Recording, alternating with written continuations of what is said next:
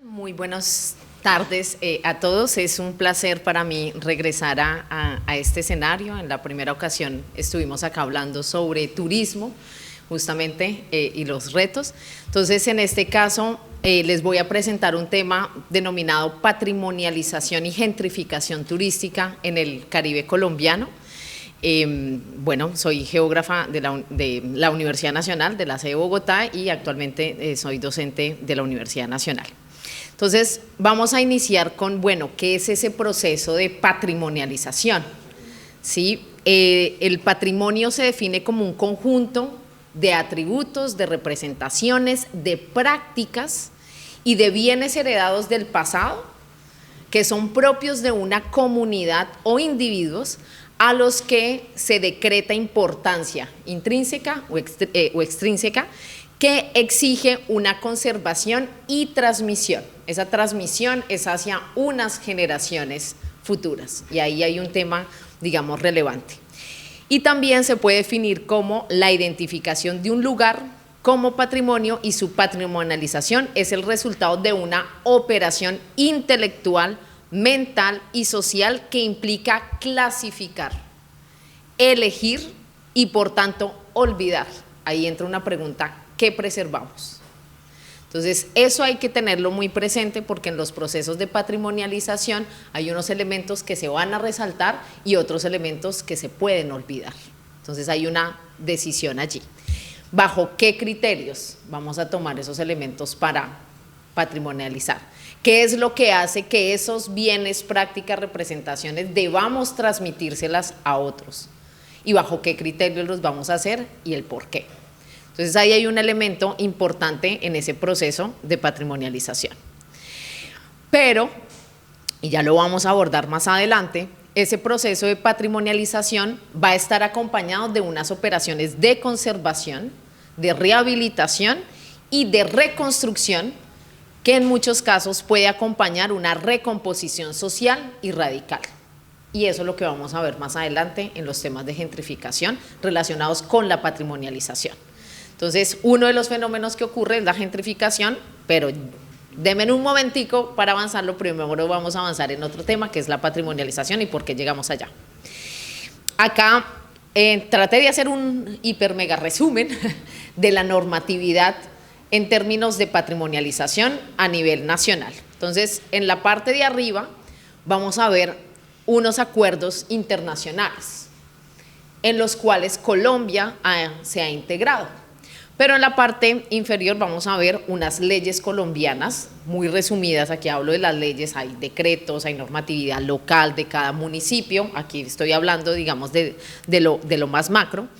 Y hay unas leyes que datan desde 1924, donde es un momento en el que se comienza a pensar justamente en qué se va a conservar. Ahí empiezan esas nociones, digamos, de patrimonio.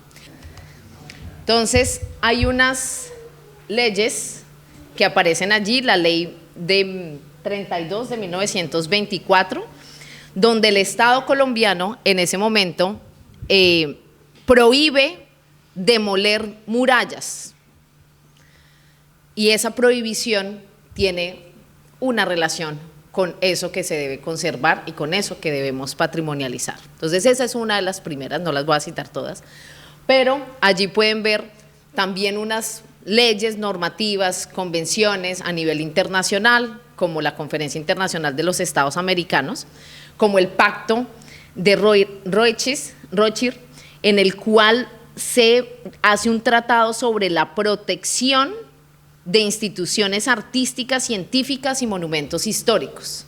Entonces, eso va a tener una relevancia posteriormente. Esta línea del tiempo también demuestra que no todo, o sea, que se ha trabajado a través del tiempo, pero esas nociones han cambiado y se han modificado. Y hay una muy importante que son las normas de Quito, que son en 1967, y esas normas son unas recomendaciones para la conservación en centros históricos, en cascos antiguos que aparecen allí. Eso va a tener una relevancia y va a tener un impacto posteriormente sobre qué es lo que conservamos y, por ejemplo, si hablamos de centros históricos, qué es lo que se va a conservar. También se incluye en esta normatividad algo muy importante a nivel internacional y que tiene muchas repercusiones a nivel local y tiene que ver con la Convención de Protección del Patrimonio Mundial, que es tanto cultural como natural. Esa convención valoriza aún más el patrimonio y lo lleva a una escala global. Y el llevarlo a una escala global va a tener unos impactos que ya los vamos a ver más adelante.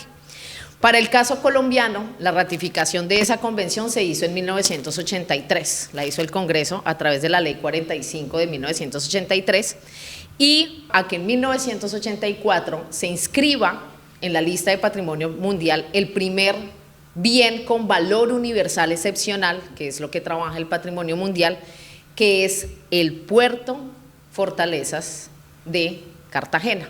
No es el centro histórico en sí, es el puerto y unidad de fortalezas de Cartagena, incluido también el centro histórico.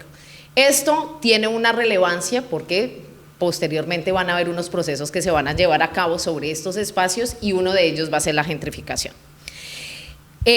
Posteriormente, digamos, hay otras normatividad, la normatividad relacionada con la Ley General de Cultura y ya luego lo veremos con otros procesos de conservación, muchos de ellos relacionados con conservación de centros históricos, de cascos antiguos que van a tener una relevancia y van a ser muy importantes justamente al hablar en términos de gentrificación turística. Entonces, digamos, acá vamos a focalizarnos en unos casos particulares en el Caribe, acá simplemente para mostrarles que justamente desde la década de 1930 hasta 1970 es el Estado colombiano y el sector público el que solía invertir en restaurar los grandes monumentos, ¿sí? Como en el caso de Cartagena, el fuerte de San Felipe, las murallas y otros edificios históricos en otras ciudades. Pero muchos otros edificios se degradan paulatinamente y esto va a tener una repercusión. Muchas de esas restauraciones de edificaciones emblemáticas han estado a cargo de instituciones públicas y privadas. Sí, es muy costoso restaurar y acá los arquitectos no lo dirán posteriormente, es muy costoso y hay que hacer una serie de estudios y pues hay que, digamos, tener para poderlo realizar. Entonces, han sido las instituciones públicas, privadas que han participado en la restauración de esas edificaciones emblemáticas. ¿Sí? Una de ellas es la Casa de la Aduana en Santa Marta, que justamente es el Banco de la República quien ha estado en el proceso de restauración. Eso también ocurre con el Museo del Oro que hay en Cartagena, en el casco urbano, también ha sido parte de estas instituciones. O la Cámara de Comercio en Cartagena, que también ha estado partícipe de ese proceso. Aquí les muestro, esto hace parte de unos resultados de una investigación que realicé justamente sobre el proceso de patrimonialización y la relación con turismo en Cartagena, y acá vemos una tabla que muestra cómo los años en los que han sido esos procesos de restauración. Obviamente, digamos, con el pasar de los años se vuelven a generar otros procesos porque pues estamos en unas zonas, digamos, donde las condiciones climáticas generan un impacto sobre estas estructuras, entonces no es una sola vez, sino que continuamente o al pasar del tiempo se hace esa restauración. Entonces, aquí comienza digamos, con la Casa de la Aduana, con las bóvedas, con la Cámara de Comercio, con el Museo de Arte Moderno, entonces con diferentes lugares en que paulatinamente entre los años 70 y los años 80 comienzan a restaurarse. Ese proceso de patrimonialización se da a nivel nacional, ¿sí? Mediante la Ley 397 de 1997 y menciona que los bienes declarados monumentos nacionales con anterioridad a esa fecha serán considerados como bienes de interés cultural. Entonces ahí hay otro elemento importante y esos bienes de interés cultural ya posteriormente entraría el famoso Plan Especial de Manejo y Protección que deben tener estos lugares para su manejo y protección y conservación. En Colombia, según la lista de bienes declarados de interés cultural a nivel nacional del Ministerio de Cultura de junio del 2024, en el caso de la región Caribe, tenemos el casco antiguo de la ciudad de Cartagena, que data de 1959, el caso del sector antiguo de la ciudad de Monpós, que data de la misma fecha, el caso del sector antiguo de la ciudad de Santa Marta. Estos abarcan o se denomina sector antiguo las calles, plazas, plazoletas, murallas, inmuebles, incluidos casas y construcciones históricas en los ejidos, muebles, etcétera, dentro del perímetro que tenían las poblaciones durante los siglos XVI, XVII y XVIII, según una ley de 1959. Entonces, allí entra toda una zona, no es una sola casa, sino una serie de edificaciones que están alrededor. Incluimos pues estos que están desde 1959, pero también hay otros como el Centro Histórico de Barranquilla, como el sector de la ciudad también en Barranquilla, de los barrios El Prado, Bellavista y parte de Altos del Prado, como el Centro Histórico de Lorica, que ya es más reciente, 2010, como el caso del Centro Histórico del municipio de Ciénaga en 1996 y como el caso del sector fundacional de Valledupar en el año 2000. Entonces, hace parte de esos bienes de interés, digamos, cultural. Ese proceso de patrimonialización, digamos, que se da a nivel local, porque en la mayoría de los casos surge por un interés local de conservar eso que se considera un patrimonio, de eso que decidimos, porque somos nosotros como sociedad quienes decidimos cuál será ese patrimonio.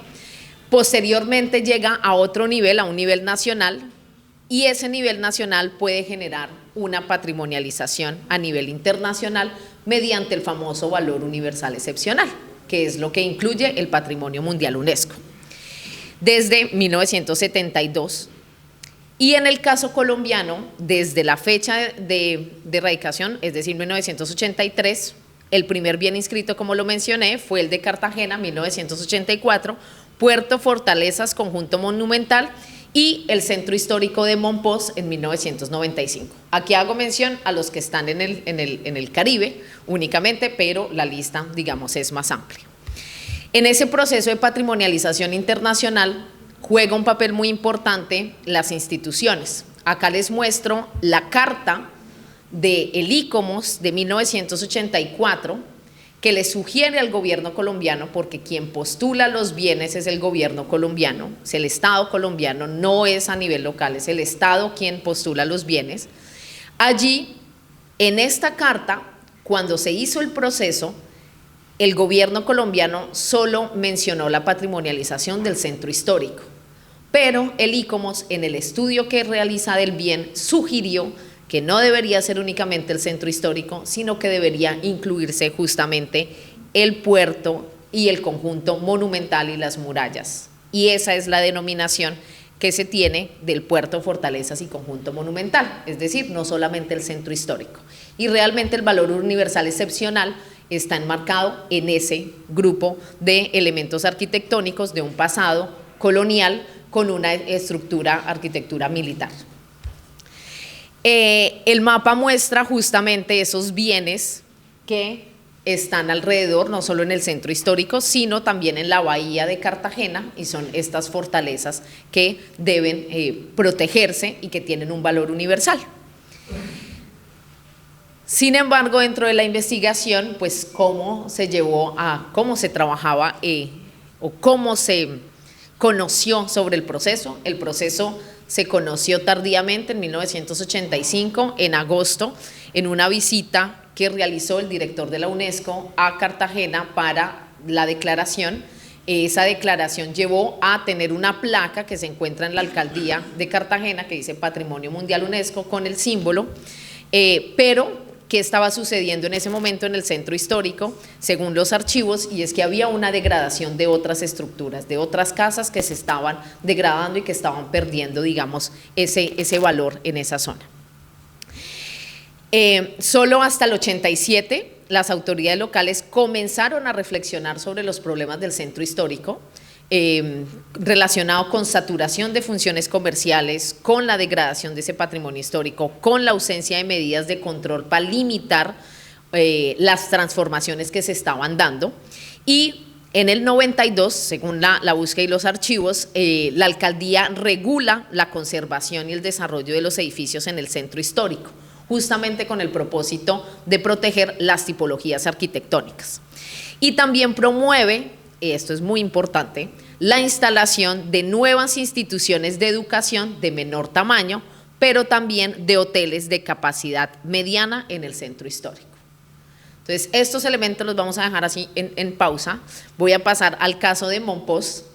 En el caso de Mompox hay un tema interesante, y es que se sugiere una ampliación del área que únicamente se lleva a dar hasta el 2012, si mal no me equivoco, y esto es por la conservación, digamos, no solo de una zona, sino de todo ese conjunto, digamos, de la ciudad de Mompox. Esta es la carta que acompaña digamos, esas comunicaciones entre las instituciones, entre la UNESCO y Colcultura en ese momento, y, digamos, el mapa de localización del límite del centro histórico, que este fue el que se dio en el 2005, y este se amplía y se toma también el área que está circundante a la otra orilla de Mompox. Entonces hay un cambio también.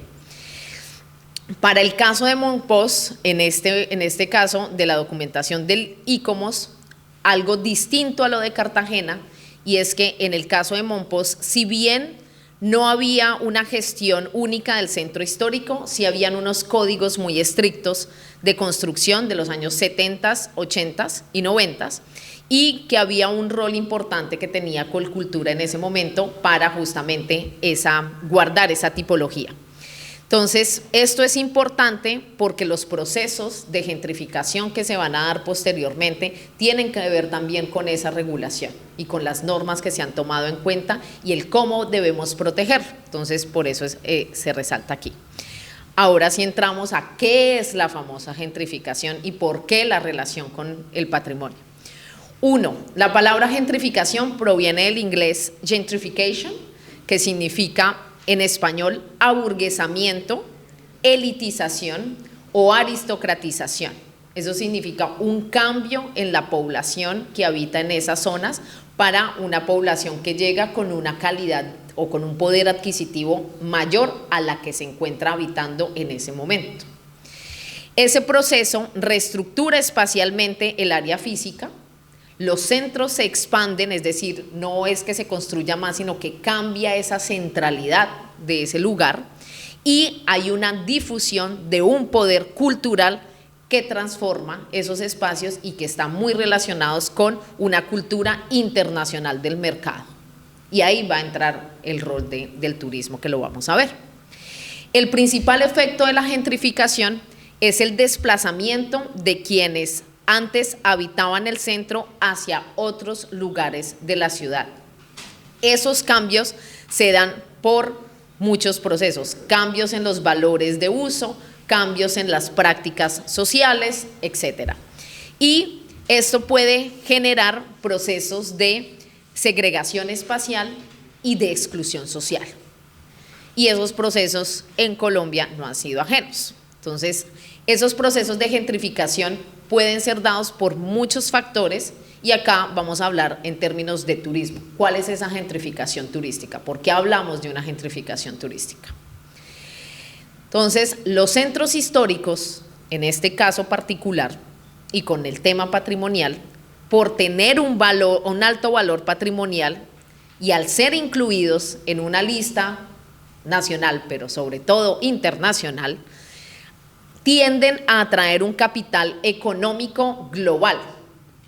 Ese capital permite, en parte, la restauración y mantenimiento, porque como sabemos es costoso. Entonces, digamos que se justifica, o algunos actores justifican de cierta forma, el poder atraer ese poder adquisitivo, ese capital económico para poder restaurar. Y a su vez, al tener un valor universal o al ser patrimonio mundial, pues también atrae turistas. Y esos turistas, a su vez, atraen capital a esos lugares, porque hay visitantes que van a ese centro. Se introduce así un círculo de inversión para la conservación de la turistificación debido a la conservación, o sea, debo conservar, por lo tanto, atraigo turistas porque me atraen capital, no solo de los turistas, sino de la inversión privada que pueda llevar. Ese círculo genera cambios en los usos de la tierra o del uso del suelo y sobre todo cambios en las funciones urbanas de los centros históricos. Los gobiernos nacionales y locales pueden desempeñar un papel importante en ese proceso. ¿Por qué? Porque en parte ellos son los que implementan los proyectos de renovación urbana. Es a través de la planificación que se da esos elementos para poder renovar lo urbano y crear políticas públicas destinadas justamente a atraer el capital. Casos de gentrificación en América Latina discuten la influencia de las políticas públicas implementadas. Entonces no es solo el restaurar, sino el para qué restaurar y quiénes son los que van a restaurar. Y en la generación de estas inversiones inmobiliarias y los impactos que puedan generarse. Entonces, en este caso, ese es el proceso que se da. Voy a profundizar un poco en el caso de Cartagena para que vean cómo ha sido y a través del tiempo. Uno es que el turismo en Cartagena pues lleva desde los años más o menos 30. Acá coloco unas imágenes sobre los cruceros que fueron de esas primeras visitas que se realizaban. Esto es la publicidad de una compañía que se llamaba Grace Line y que, digamos, hacía un tour por diferentes sitios en el Caribe y a su vez hacía o llegaba a Cartagena. Entonces ahí comienza una actividad. En ese caso, el inicio de esa actividad turística es en zonas como Boca Grande, con un elemento que va a marcar el desarrollo y es el Hotel Caribe, que algunos de ustedes de pronto han identificado. Comienza esa construcción más o menos en 1945 y termina más o menos en los años 50 y es lo que va a marcar el desarrollo, digamos, en términos de turismo, de atraer ese capital al Caribe colombiano. ¿Por qué? Porque hay una demanda de esos espacios a nivel internacional que llevan a que esas zonas sean atractivas. Pero eso cambia con el pasar del tiempo. Esta es una fotografía que encontré del año 1995. Esta no es lo que es hoy en día. Hoy en día es aún mayor el término, la densificación que se ha dado sobre esa zona. Pero la densificación que se dio, o ese primer momento, en los años 80 llevó a que la clase más adinerada, tanto nacional como local, llegase o se trasladase al centro histórico de Cartagena. Y es allí donde inician los primeros elementos de unas inversiones privadas para hacer justamente para rehabilitar esas viejas casas coloniales. Recordemos que la burguesía habita primero los espacios centrales y después se traslada hacia las zonas periféricas y en este caso regresa nuevamente al centro.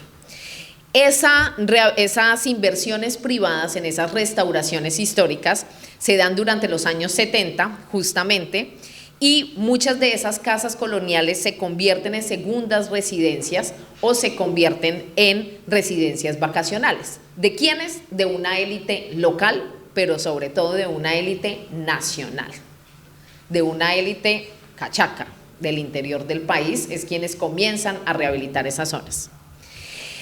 Ese proceso lleva también a ver una serie de monumentos o de edificaciones muy grandes que se les puede dar otro uso. Y una de ellas es el famoso Hotel Santa Clara, que aquí le coloco una fotografía en el 94, ¿sí? Pero que era en los años 900 un orfelinato, que ha pasado por muchas funcionalidades. En ese caso se restaura este hotel, que es el Hotel Santa Clara, ¿sí? Y es el que va a marcar de cierta forma el desarrollo de una actividad turística relacionada con un alojamiento de lujo al interior del centro histórico, ¿sí? De ese proceso, en el caso del Santa Clara, tenemos un libro de Gabriel García Márquez que es Del amor y otros demonios, justamente que habla sobre lo que estaba sucediendo en ese momento y narra, y de allí comienza esa historia. Entonces los invito a que volver a leer ese libro que, digamos, tiene una relación con lo que sucedía en ese momento. Y el otro espacio es el Hotel Santa Teresa, que hoy creo que es Charleston, que también está en el centro histórico y que tenía una funcionalidad distinta, pero que se transforma en un hotel. Ese proceso no inicia en el 94 ni en el 96. La idea de convertir esos grandes edificaciones en temas de turismo nace en 1968 y hay archivos digamos que lo muestran y eran ideas que surgían en ese momento. Entonces miren cuánto tiempo pasa para que eso llegue a plasmarse, pero que luego va a tener una serie de impactos. Entonces, esas inversiones de turismo en el centro histórico comienzan en la década de los 90, cuando esos dos antiguos monasterios coloniales en el centro histórico se renovaron como hoteles de lujo. Eso tardó muchísimo tiempo porque hay que hacer excavaciones arqueológicas, digamos, lleva todo un proceso. Para la investigación, eso trae también consigo nuevos servicios turísticos al centro histórico. Y vamos a ver en esta gráfica que muestra justamente los alojamientos turísticos en los 4 barrios del centro histórico de Cartagena: Centro, San Diego, La Matuna y Getsemaní, y cómo han cambiado entre la década de los 80 y el 2013. Digamos que hasta ahí llegué en la investigación, eso ya no es lo mismo, ya ha cambiado. La zona de Getsemaní ha aumentado el número de hoteles, de hostales, y eso ha, digamos, acrecentado un poco el proceso de gentrificación. En este caso, esta es una imagen, a ver si lo deja, sí, está en movimiento, es justamente una periodización de esas construcciones de hoteles y cómo inicia en los barrios Centro y San Diego y cómo posteriormente se va expandiendo a otras áreas, como es el caso de Getsemaní, que era digamos, una de las áreas donde habitaban la población local y que justamente se ha sentido afectada por estos procesos de gentrificación más reciente, pero que de una u otra manera ya estaban desde hacía mucho tiempo en los otros barrios. Entonces, si se dan cuenta, hay un aumento exponencial en la década de los 2000. Eso también tiene que ver con una normatividad colombiana en la que impulsaba justamente atraer el capital internacional para las inversiones en turismo, con unas excepciones en cuanto a impuestos, no solo en Cartagena, sino a nivel Colombia, y eso aumenta, digamos, también la atractividad de esos espacios. Eso todavía ocurre. Hay un proyecto que era el Getsemaní Six Star Hotel en el 2014, que hubo un relanzamiento en el 2024, es decir, el año pasado, con la obra Pía, justamente situado en Getsemaní, y más recientemente el Hotel San Francisco, que es operado por Four Seasons, que es una empresa canadiense, digamos, con una calidad de hoteles bastante elevada. Pero eso no se da únicamente en el caso de los alojamientos turísticos, eso también se da en el tipo de comercio que va a llegar a esos lugares. Entonces se cambia ese comercio, hay un comercio que ya está focalizado en un tipo de población, en unos, digamos, visitantes, como tiendas de marca, joyerías, que pueden ser en un inicio una forma también de atraer el capital, pero que eso, digamos, con el paso del tiempo va cambiando. Eso lo podemos ver en las transformaciones que se dan en las mismas casonas porque cambian las funciones. Ya no es el restaurante que era para la comunidad local, digamos, del ejecutivo corrientazo, si lo hablamos en términos coloquiales, sino que ya se convierten en cafés internacionales y que va enfocado en otro público. Eso también cambia en términos de otros servicios y genera esas transformaciones. Otro caso, en el caso de Cartagena, es el famoso centro comercial Cerrezuela, que abre sus puertas en el 2019 y en el cual se restaura una antigua plaza de toros y se convierte en un centro comercial al interior, digamos, del centro histórico, y el cual pues tiene una serie de marcas internacionales y pues está enfocado en en otra población. No es la población local quien va a hacer las compras en esos lugares, sino es otra población que está enfocada sobre todo en turistas.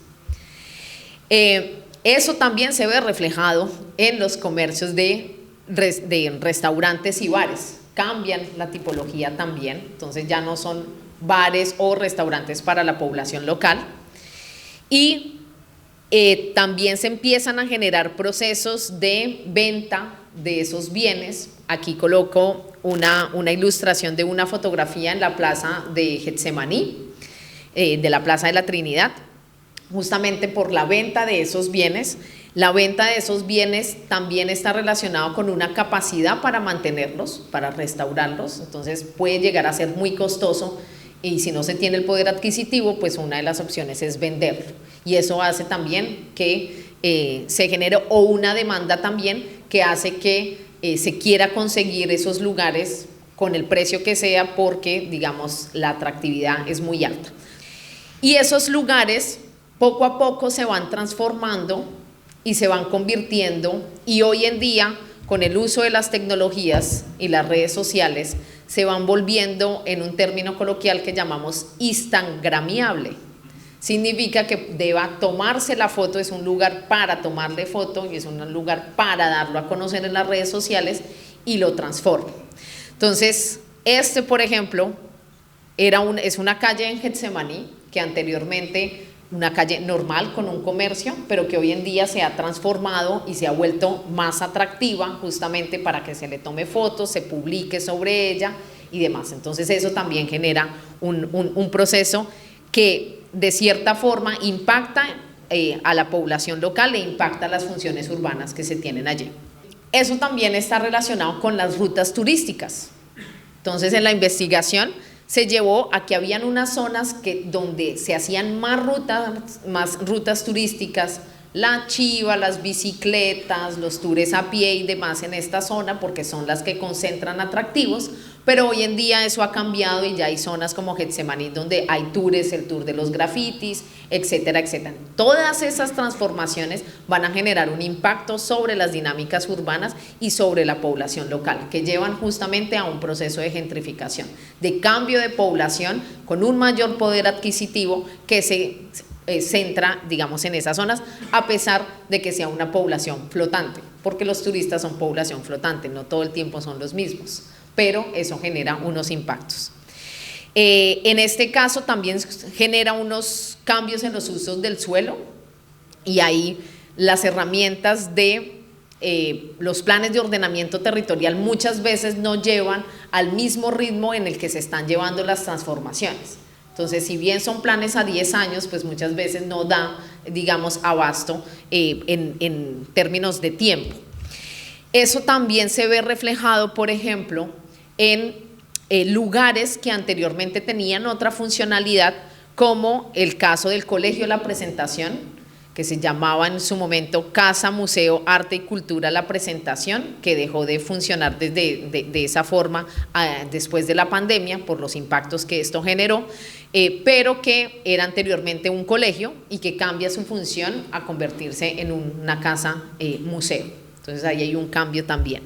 Y otros espacios que empiezan a tener una alta demanda o presión por obtener esos lugares, como por ejemplo el Colegio Salesiano de San Pedro Claver en el centro, porque el espacio que tiene es un colegio inmenso que ocupa más de una manzana, es muy grande, pero en términos de inversiones privadas y en términos de turismo, un hotel o un establecimiento en ese lugar, pues digamos, llamaría muchísimo la atención. Entonces hay unas presiones también que se dan sobre esos espacios. También hay cambios en descentralización de funciones. Ese a veces es un elemento que, si bien se toma la decisión de sacar o de llevar a otros lugares las funciones de instituciones públicas, eso también tiene unos impactos sobre la movilidad. Entonces, el hecho que la gobernación ya no funcione en la antigua sede y que se traslade hacia afuera hace que la misma población, más los procesos de turistificación que se da, se pregunte: ¿yo para qué voy a ir al centro si no tengo nada que hacer allá? Ese lugar ya no me pertenece, o ya no siento ese lugar como si hiciera parte de mi cultura porque ha cambiado completamente. Eso también tiene unos impactos digamos, en esas dinámicas. Hasta, no sé en qué va, pero se había pensado justamente en su momento, en ese lugar donde funcionaba la gobernación, la construcción de un centro cultural. Sí, pero ¿en qué quedó el centro cultural? ¿Para quién será ese centro cultural? ¿Qué es lo que va a mostrar ese centro cultural? ¿Es para la población local o es para mostrarlo a los visitantes y turistas? Esa es una reflexión que se debe hacer.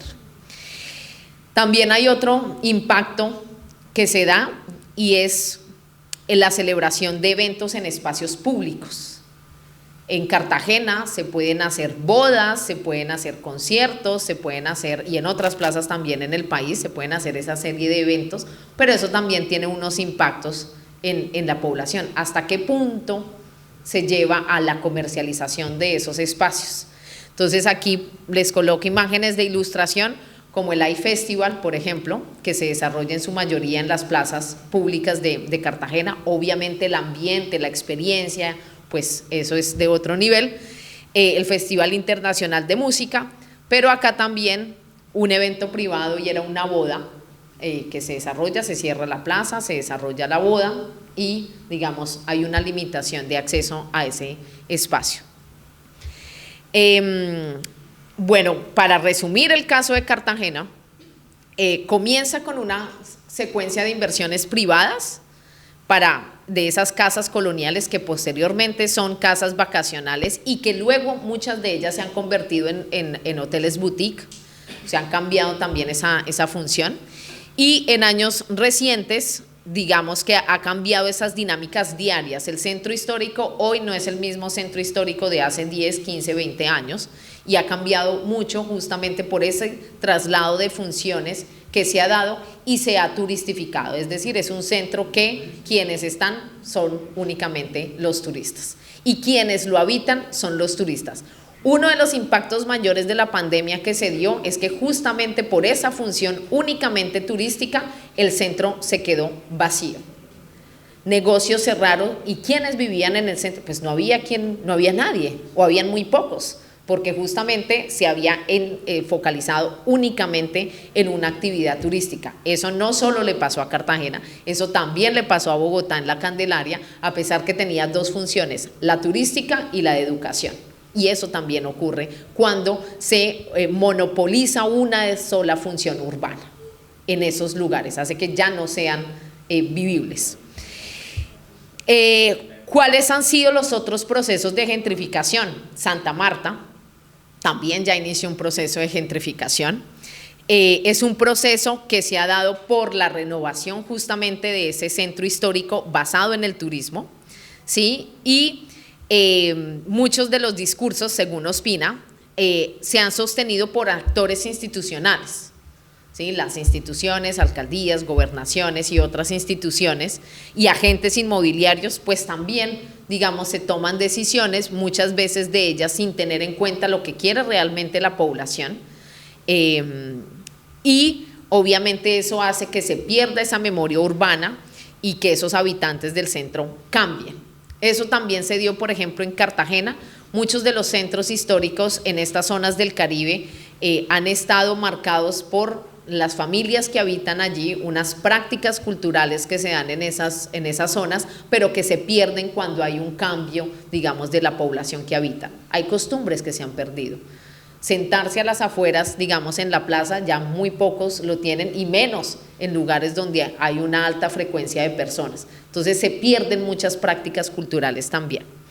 En este caso, digamos, esas prácticas que se dan, una cosa es de día, otra cosa es de noche, hay unas funciones urbanas que muchas veces se mantienen con algunas instituciones que van de día, algunas oficinas, y de noche cambian, y por ejemplo en este caso son plazas donde están habitadas por restaurantes y cierto tipo de actividades donde de noche llegan visitantes.